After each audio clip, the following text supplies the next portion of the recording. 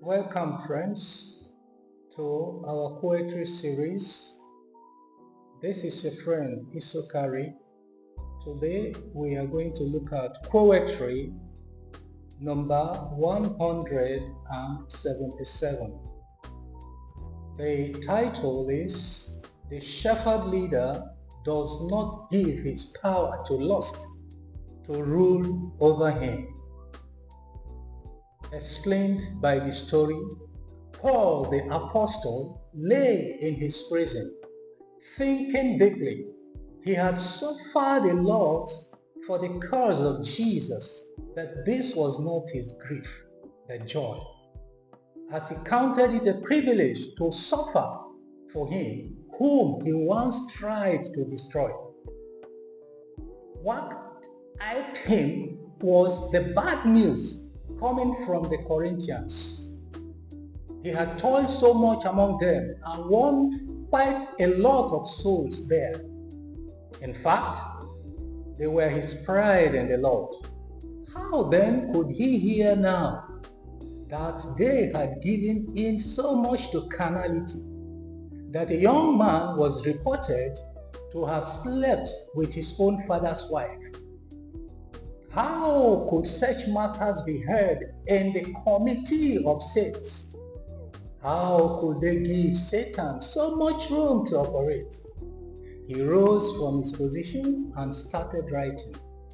Why did they disgrace him and Jesus so much? Did he not live an exemplary life among them as a leader? Did they ever hear that he, Paul, ever as much as tried to wink seductively at a woman? Even Peter and the other disciples traveled on the mission with their wives, but he had denied himself even all such pleasures to ensure he was not distracted. What more did they want from a leader in terms of holy dedication? He used the opportunity to write to Timothy, warning him to flee all trappings of the flesh.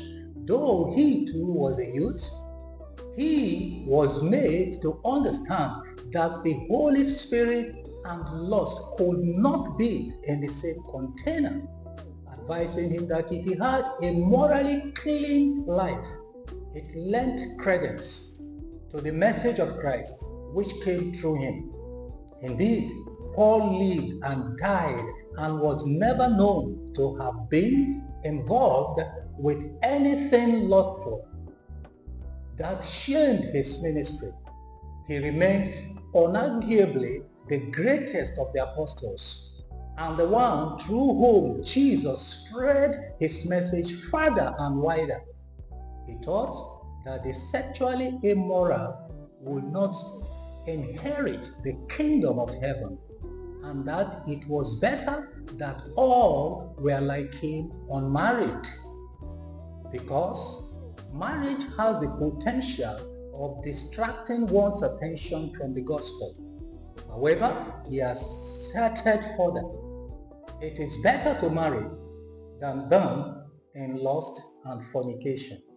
Certainly, his morality made him stand out as one of the holiest who ever lived among men and accounts for the eternal honor accorded his name. None of his achievements would have endured if it had been heard, even once, that Paul had been caught with someone's wife or with a maiden he had not married. Friends, you can see what lust can cause in the life of those who serve God. Take the lessons and flee lust. May God help us. Thank you.